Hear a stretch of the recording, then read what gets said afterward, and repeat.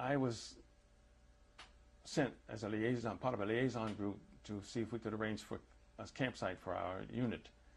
And we arrived in this place called Weimar and drove out to what I found out now was to be a concentration camp.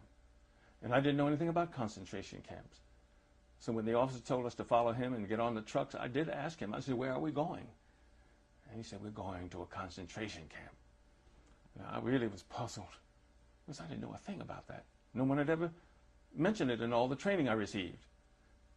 But on this day in April in 1945, I was going to have the shock of my life, because I was going to walk through the gates of a concentration camp called Buchenwald.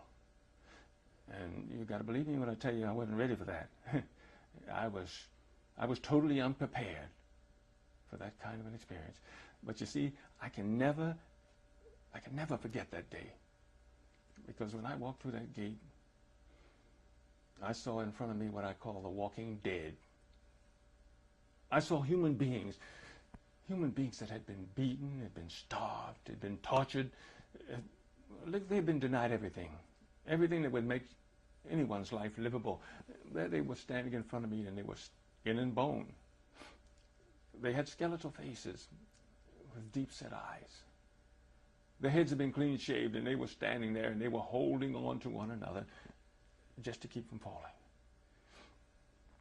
Many of them had sores on their bodies, and I can remember this so vividly. Sores that came from the malnutrition. One man held out his hands. His fingers had webbed together with the scabs that come from the sores brought on by the malnutrition. Oh my God, I'd seen nothing like this in all my life, nothing. But when they started to move and stumbling forward toward me, I backed away. Oh, I backed up and I stopped. And I said to myself, my God, what is all this insanity? Who are these people? And furthermore, what have they done that was so terrible that would cause anybody to treat them like this? And you see, I didn't know, really. I didn't know. But there was this young man who spoke English, and he began to tell us about Buchenwald. And he said that these people were Jews, they were gypsies, they were Jehovah's Witnesses, and there were some Catholics, they were trade unionists, communists, homosexuals. He went on and on. He listed so many different groups that had been placed in the camp.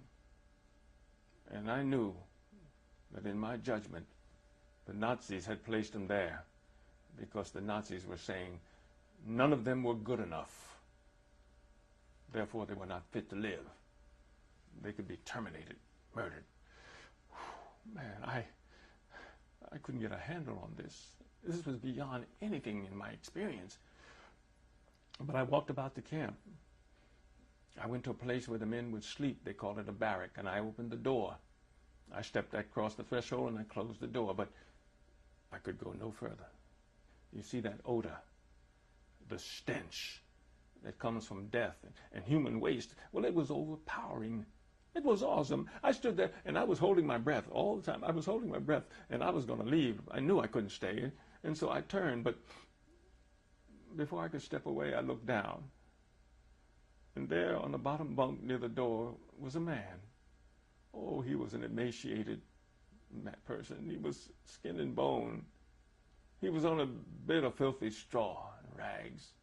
And he was trying so desperately to look at me with that skeletal face and those deep-set eyes. But he was so weak. You see, the man had been starved for so long, and it was a struggle for him just to look at me. But finally he did. He looked up at me and he said nothing. Nor did I. So now I opened the door, stepped across the threshold, and closed the door. I was going to walk away from that place, but another man came by. He was skin and bone.